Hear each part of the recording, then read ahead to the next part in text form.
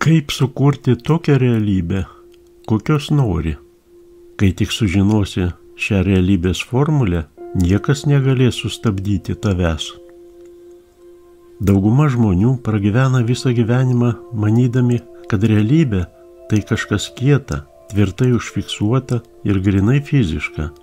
Jie tiki apčiuopiamais daiktais, grindimis po kojų, sienomis, daiktų kietumu ir sunkumu. Bet ką tu pasakytum, jei sužinotum, kad toks realybės supratimas iš esmės klaidingas?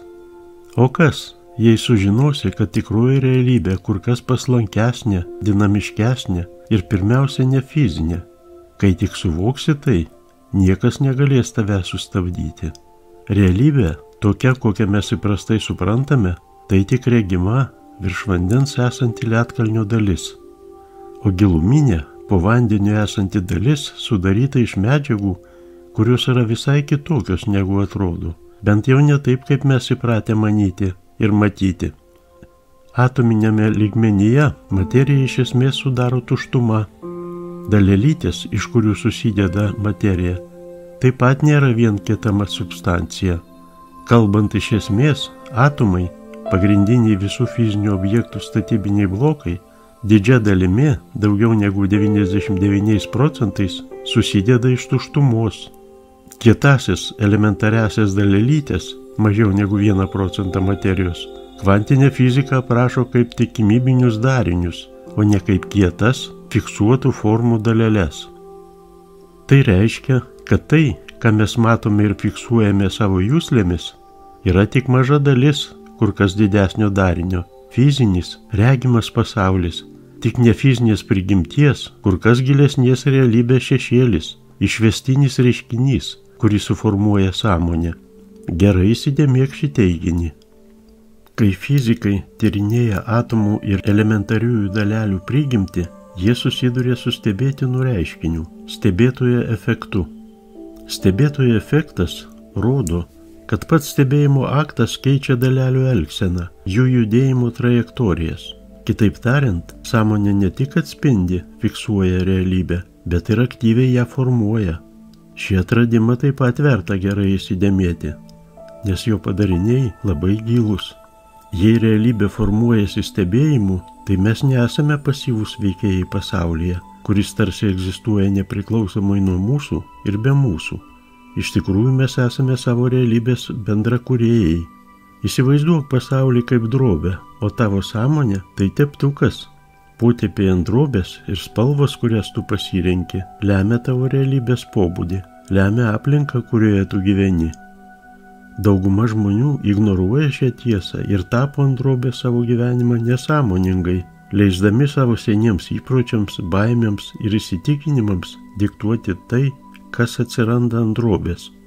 Bet vos tik tu suvoksi, kad tavo sąmonė valdo procesą, tu galėsi paimti teptuką į savo rankas ir piešti su tvirtu nusiteikimu, aiškumu ir ryžtu. Štai formulė, kuri keičia viską. Senosios filosofijos ir dvasinės tradicijos per amžius darė užuominas į šią gilę, pamatinę tiesą. Pavyzdžiui, daosizmas aprašo Dao sąvoką kaip fundamentalų principą, kuris yra visako pamatas, kuris vienyje visus daiktus ir reiškinius. Dao nebūtinai yra jėga ar energija, tai pirmiausia būdas suvokti fizinius, gamtinius reiškinius. Indų šventraštyje Bhagavad Gita Krišna moko Ardžuną pažinti fizinio pasaulio iliuzoriškumą. Realybė, apie kurią jis kalba, tai ne tai, ką matai savo akimis, tai yra tai, ką tu jauti, suvoki ir žinai anapus logikos ir proto ribų. Fizinė realybė yra tik paviršius, tarsi būgno oda, o gilesnė nefizinė realybė sudaro rezonansas, garsas, vibracija, kuri reiškiasi per tą odą. Vadinasi, norint sukurti tokią realybę, kokios tu trokšti, reikia pradėti nuo suvokimo, kad tikroji realybė yra ne fizinė. Fizinė realybė tai antrinis, antraeilis, kur kas gilesnės nematomos tiesos išraiška. Ką ši tiesa galėtų reikšti tau asmeniškai? Tai reiškia, kad kietų objektų, konkrečių faktų, nekintamų dėsnių pasaulis kur kas plastiškesnis, lankstesnis už tą pasaulį, kuriuo tave pripratino, išmokė tikėti. Tau duota galia perkurti šį pasaulį, nekariaujant su paviršinėmis to pasaulio apraiškomis, o dirbant su tais giluminiais sąmonės ir energijos srautais, kurie ir palaiko tą paviršutinišką suvokimą.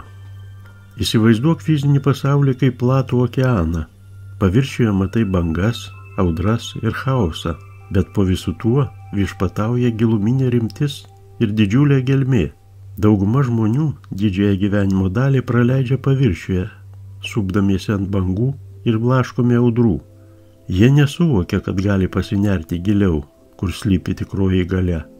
Išminties formulė šios gelmės suvokimas ir mokymasis orientuotis joje. Kvantinė fizika sako, kad elementariusios dalelės neegzistuoja kaip kiti nedalomi objektai tol, kol jų niekas nestebi. Jos egzistuoja kaip tikimybės, kaip potencialai, laukiantis momento tapti kuo nors. Būtent taip yra ir su tavo realybė. Tai potencialų, galimybių laukas. Ji, ta realybė, nėra fiksuota tol, kol tu, stebėtojas, nepaversi jos fiksuota. Tai reiškia, kad tu formuoji savo realybę. Iš daugybės potencialų, daugybės variantų atsirenki tą vieną, kuris ir tampa tavo realybę. Būtent todėl, keisdamas sąmonę, tu keiti ir savo gyvenimą, nes tavo sąmonė, tavo realybė šerdis. Tai užslaptinta formulė, apie kurią netiesiogiai kalbėjo ir tebekalba didieji pasaulio mistikai, išminčiai ir net šiuolaikiniai mokslininkai. Nepagailėk laiko, kad sugertum šios formulės išmintį iki galo. O ką, jei iššūkiai, ribojimai ir kliūtis, kurias matai savo gyvenime, netokios tvirtos ir kietos, kaip atrodo? O ką, jei visa tai tik tikimybės, potencialų bangos, laukiančios, kad pasirinktum naują kelią? Kai pradedi suprasti, kad esi stebėtojas, tu supranti, kad esi ir kūrėjas. Galimybės bangą tu gali paversti realybę, kurie atitinka tavo norus ir giliuosius visatos dėsnius. Tai ne vien pozityvus mąstymas, tai tarsi audeklas, rodantis, kaip kūrėsi, kaip audžiasi realybė.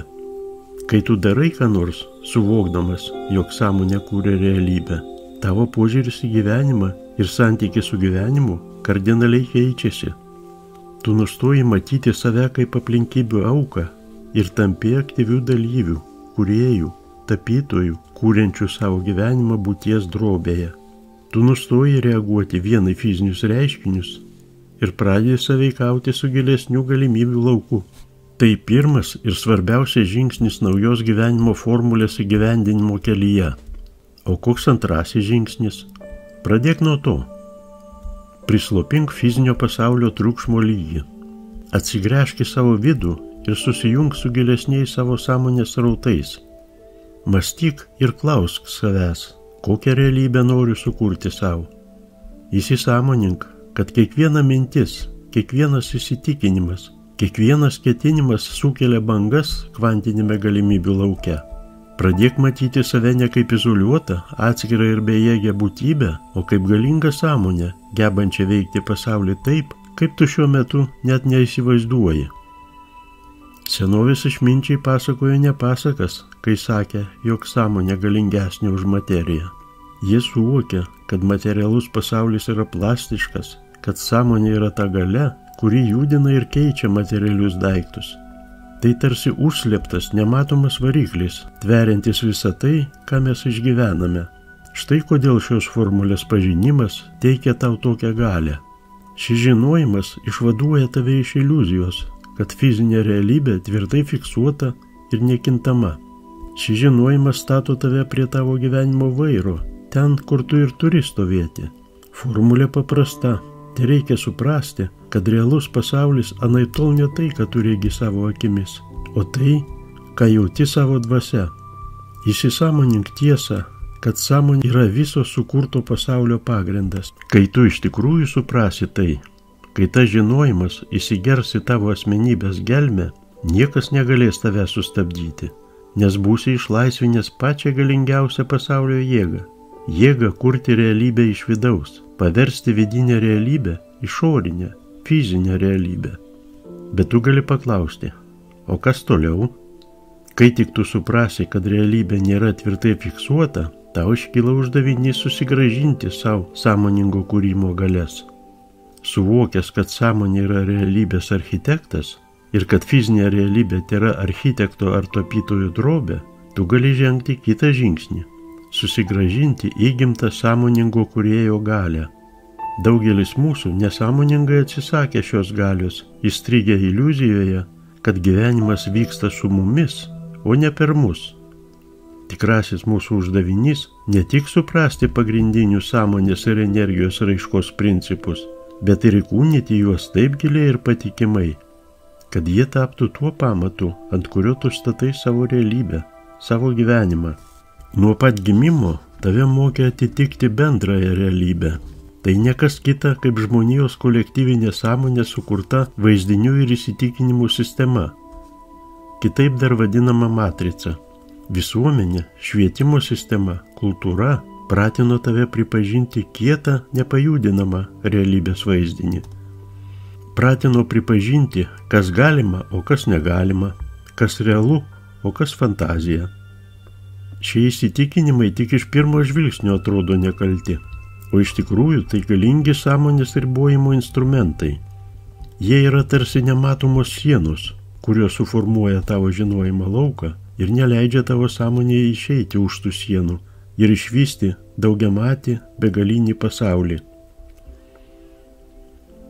Svarbu suvokti, kad šie pasakojimai, šie postulatai nėra tiesa, tai tik kolektyvinių susitarimų rezultatas.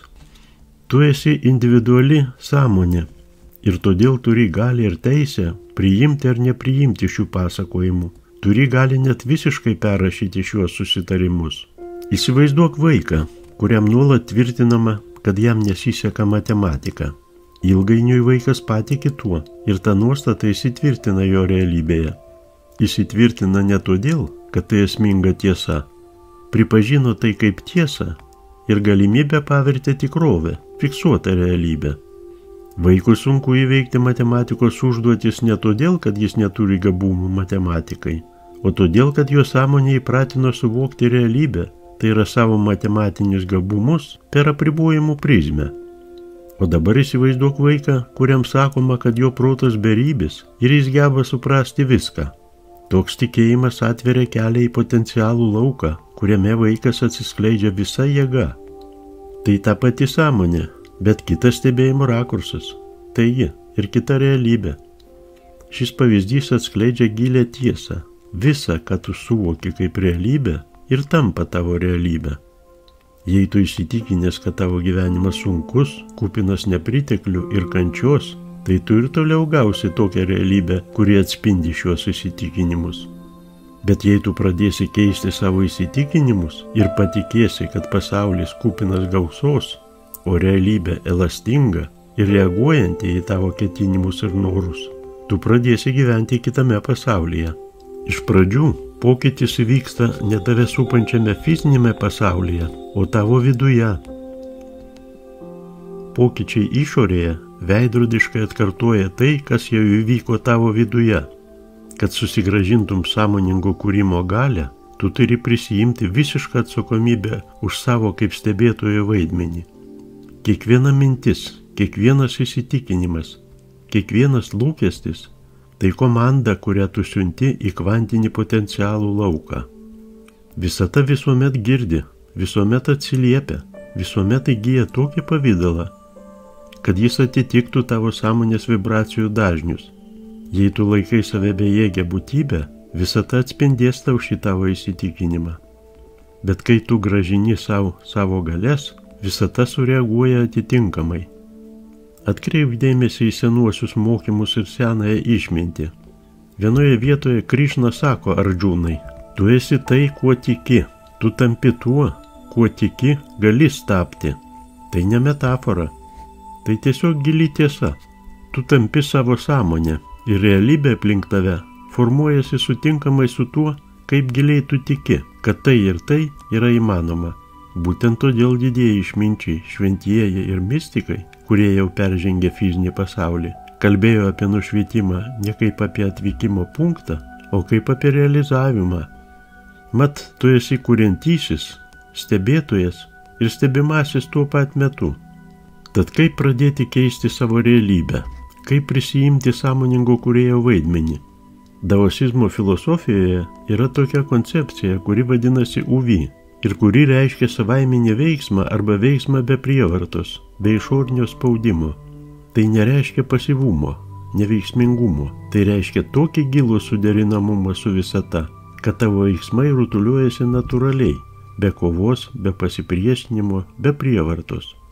Kai tu gyveni suvokdamas, kad sąmonė kūrė tavo realybę ir tavo gyvenimą, tu judi kartu su gyvenimo tėkme. Tu nesistengi jėga keisti realybės. Tu tiesiog veiki realybę, be pastangų. Tiesiog savo sąmonės ir nusiteikimo gale. Būtent sąmonės ir nusiteikimo dėka veiksmas rutuliuojasi ne jėgos, o suderinamumo dėka. Išsivaduoti iš matricos, iš sąmonės apribojimų, tai tikras iššūkis žmogui. Suvokti, kad realybė tai sąmonės kūrinys, yra tik pradžia. Didysis iššūkis, kaip išardyti, ištirpinti tuos šablonus, įsitikinimus, kurie mums buvo įdiegti nuo pat gimimo. Šie mąstymo ir įsitikinimų šablonai ir yra tai, kas vadinama matrica, iliuzinė realybės konstrukcijoje. Joje mes suvokiame save ir jaučiamės menki, apriboti, atskirti nuo savo tikrųjų galių. Matrica tai ne fizinis, o sąmonės kalėjimas, tai klaidinančių pasakojimų, klaidingos informacijos voratinklis, atskiriantis mus nuo mūsų aukštesniosios sąmonės ir nuo mūsų tikrojo potencialo. Kiekvienas įsitikinimas, kiekviena mintis, kiekvienas spėjimas apie tai, kas tu esi, koks yra pasaulis, formuoja šios matricos sluoksnius. Tai tarsi užuolaida, skraistė, skirianti tikrą, gilėją tikrovę nuo iliuzinės matricos, kurioje mes tarėmės gyveną. Išsivaduoti iš šios iliuzijos vadinasi suprasti, kad didžioji dalis to, ką tu laikai realybė, yra tik kitų sukurta istorija, kurią galima perrašyti. Kad išsivaduotum, tu turi pirmiausia pamatyti nematomas grandines, kurios tave kausto. Šios grandinės nukaltos iš baimės, abejonių, klaidinančių nuostatų ir apribojimų. Jos nukaltos štai iš tokių ir panašių teiginių. Aš negaliu, aš silpnas, aš menkas, aš negabus tam ir panašiai. Kaskart, kai tu tari tas frazes, nesvarbu sąmoningai ar nesąmoningai, tu stiprini savo mentalinio kalėjimo sienas. Tu priimi realybės versiją, kurioje tu ribotas, bejėgis, atskirtas nuo kūrinijos šaltinio. Išsivaduoti iš matricos, tai pamatyti ir nusimesti tas grandines, suvokus jo tikrąją iliuzinę prigimtį. Stebėtojo efektas sako, kad stebėjimo veiksmas keičia tai, kas yra stebima. Jei tu suvoki pasaulį kaip kietą ir nekintamą darinį, tai jis ir bus kaip tik toks. Bet jei tu pajėgsi suvokti pasaulį kaip takų, kintantį, atvirą, suvokianti tavo sąmonę ir atsiliepianti į tuos sąmonės signalus, tada pasaulis pradės elgtis kitaip.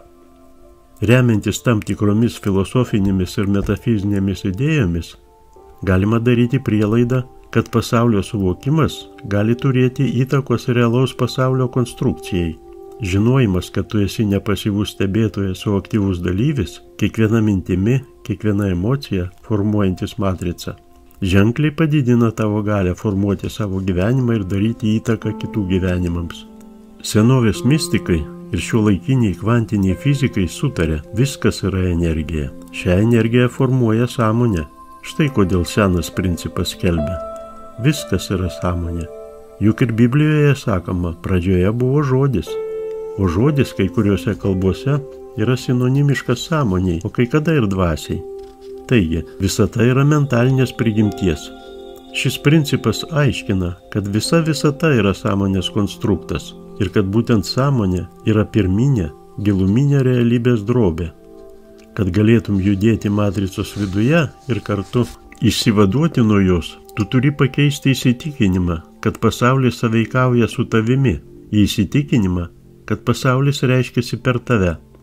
Pabudimo procesas tai ne vienkartinis įvykis, o sąmonėjimo aktų, sąmonės atsiverimų serija. Pabudimas prasideda žinojimu, tęsiasi supratimu ir baigėsi realizavimu. Žinojimo paskirtis – atpažinti modelius ir programas, kurios valdo tavo gyvenimą. Supratimo paskirtis – suprasti, kaip šie modeliai formavo tavo patirtį ir įsitikinimus. Realizavimo paskirtis – gyventi anapus šių modelių, sąmoningai kurti savo realybę pagal savo ketinimus ir tikslus. Galingas išsilaisvinimo instrumentas – praktika, kurią kai kas vadina sąmoningų deprogramavimu. Tai yra tave valdančių programų anuliavimu. Pradžia tokia. Viską pradėk tyrinėti abejonės mikroskopu. Imk abejoti savo nuomonę apie tai, kas tu esi, kokia tavo paskirtis, kokia apskritai realybės prigimtis. Imk abejoti postulatais, kurie įtikinėja tave, kad esi menkas, ribotas ir bejėgis. Suprask, kad šie įsitikinimai niekada nebuvo tavo įsitikinimai. Juos tu priėmė iš kolektyvinės sąmonės, stipriai veikiamos baimės ir atskirties. Stebėjimo praktika – dar vienas deprogramavimo įrankis. Šios praktikos dėka tu atsiriboji nuo matricinės aplinkos triukšmo ir prisijungi prie grinosios sąmonės, kurie kaip tik ir glūdi po tą matricinę aplinką. Ši sąmonė nesusijusi su laiku, erdve ir matriciniais apribojimais. Tai begalinių galimybių erdvė. Kai tu medituoji, tai ne vien ramini atpalaiduoji savo protą. Tu susijungi su šaltiniu, su tikruoju aš anapus matricos ribų. Mentalinė vizualizacija – tai galingas instrumentas, bet ji turi būti gilesnio už paprastą vien protu atliekamą vizualizaciją. Joje turi susilieti jausmas, suvokimas ir įsitikinimas, kad realybė, kurią nori sukurti, jau yra įsikūnijusi tavo gyvenime. Tai tavo energijos suderinimas su siekiamos realybės dažniais. Atmink, energija eina paskui dėmesį. Jei tu visuomet nukreipi savo dėmesį į baimę, nepriteklius, apribojimus, tai sukuri būtent tokią realybę. Bet jei tu sutelki dėmesį į meilę, gausą, klestėjimą, visata neturės kito pasirinkimo, kaip atspindėti tai tau. Prisimink budizmo mokymą, kuriame yra tokia kategorija – maja. Tai fizinio pasaulio iliuzija. Budizme maja – tai skraistė, uždanga, slepianti tikrąją, gilėją realybę. Matyti tai, kas yra anapus uždangos, reiškia būti nušvitusiam. Tai reiškia suprasti, kad mūsų regimas pasaulis nėra galutinė duotybė, o mūsų vidinės būsenos atspindys. Pasaulis yra tarsi sapnas ir tu, kaip ir sapne, turi galę tapti sąmoningu ir formuoti jį pagal savo valią. Kad išsivaduotum iš matricos, tu turi didinti sąmoningumo lygį savo kasdienėme gyvenime. Pradėk kiekvieną problemą vertinti ne kaip problemą, o kaip tolesnio sąmonės tobulinimo galimybę. Kiekvienas gyvenimo momentas – tai šansas suvokti, kad tu esi už iliuzijos ribų ir susigrąžinti savo sąmoningo kūrėjo galias. Tai nereiškia ignoruoti fizinį pasaulį ar praktinius gyvenimo aspektus. Tai reiškia matyti juos kaip sąmonės raiškos formas. Dar vienas žingsnis išsivadavimo linkme – išsivadavimas iš baimės. Manoma, kad baimė gali esmingai veikti žmogaus realybės paveikslą, jos suvokimą. Baimė verčia laikyti save mažutėlių, nuolat besiginančių nuo galingesnės už tave aplinkos, atskirtų nuo kūrėjo šaltinio. Bet baimė pati savaime yra kuo tikriausia iliuzija. Tai reakcija į grėsmę, kurios duotų momentų nėra ir kuri gali kilti, o gali ir nekilti ateityje. Taigi, baimė yra savotiška realybės iškraipimo forma. Kai suvoki, kad pats esi savo realybės kūrėjas, baimė nustoja tave valdyti. Tu pamatai, kad bijoti nėra ko, kad tai, kas kelia baimę, yra tik tavo sąmonės, tavo būsenos atspindys. Suvokti sąmoningai – tai nereiškia ignoruoti problemas arba apsimesti, kad viskas klostosi idealiai. Tai reiškia suvokti problemas iš kito įsisąmoninimo lygmens, užuot žvelgęs į jas kaip į grėsmes, pažvelgia jas kaip į galimybę plėsti savo sąmonės, savo asmenybės ribas. Kiekviena kliūtis gali būti augimo tobulėjimo galimybė, o kiekviena nesėkmė gali būti laiptelis į proveržį. Kai pradedi gyventi vadovaudamasis tokiu požiūriu, tu imi meistriškai valdyti matricą, o ji nustoja valdyti tave. Pasistenk įsivaizduoti realybę kaip šokį. Realybė – muzika, o tu – šokėjas. Daugelis žmonių šokėje visiškai atsiduoda muzikos ritmui, judėdami pagal jį ir manydami, kad jie tiesiog neturi kito pasirinkimo. Bet kai atsibundi, pradedi suvokti, kad gali judėti savuoju ritmu. Tu gali rinktis žingsnius, ritmą ir tėkmę. Tu tampi savo gyvenimo choreografu, o ne vien šokėjų. Išsivadavimas iš matricos ne vienkartinis įvykis, o nuolatinis būdinimasis, tikrosios prigimties suvokimas ir jos materializavimas. Tam tu turi nuolat priminti savo, kad esi ne pasyvus stebėtojas, o aktyvus gyvenimo šokio dalyvis. Svarbu žinoti, kad galia visada buvo, yra ir bus tavo viduje. Kai tu suvoki turys galę paversti mintis, emocijas ir įsitikinimus į materiją, tu supranti, kad sukurti tokią realybę, kokios nori, nereikia pastangų, reikia tik suderinamumo.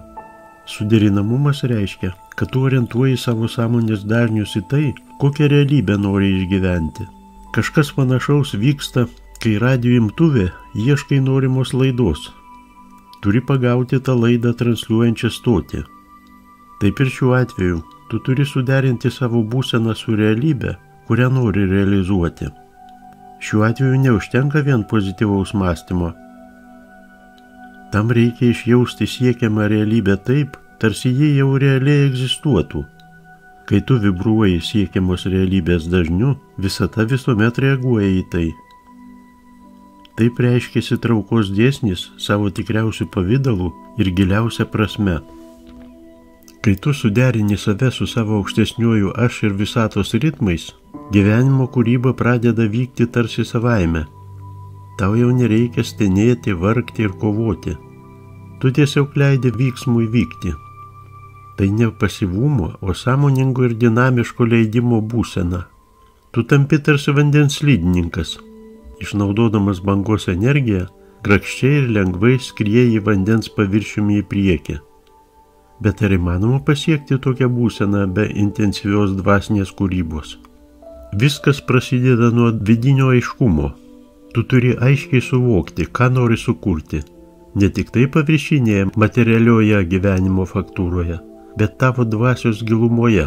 Ko tu iš tikrųjų nori, ko tavo siela iš tikrųjų trokšta šiame gyvenime. Tai klausimai, į kuriuos turi atsakyti ne protu, o širdimi, išgyventi jausmais. Protas gali būti užtemdytas triukšmu ir tik širdis žino tiesą. Kai esi pasiekęs vidinį aiškumą, svarbu jį įkūnyti fizinėje realybėje. Įkūnyti reiškia gyventi savo troškimo realybėje kiekvieną dieną.